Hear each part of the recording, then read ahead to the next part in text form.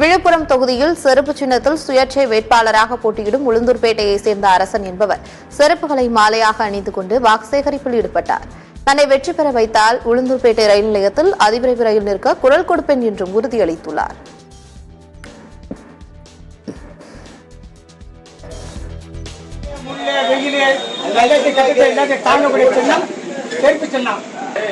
இந்த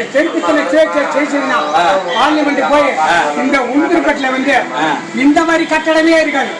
இது ஒரு விதவிதமாக தாலுகா ஆபீஸ் ஒரு விதமா இருக்க, ஸ்டேஷன் ஒரு விதமா இருக்க, வீடியோ ஆபீஸ் ஒரு விதமா இருக்க, பஸ் ஸ்டாண்டு மேலேயே பஸ் போற மாதிரி அங்க பாலத்தை கட்டி விட்டுருவா, ஐயா இடத்துங்க பாலம் கட்டி விடுவா, மேப்பாலம் இங்க கட்டி விட்டு இந்த பக்கம் மேல பாக்கம் கட்டி விட்டுருவா, கரண்டு தண்ணி வசதி ஜனத்தை எந்த ஒரு காரணம் இல்லாம வசதி பண்ணி கொடுப்பா. எக்ஸ்பிரஸ் வண்டியை நிற்காது உளுந்து பெறலாம்.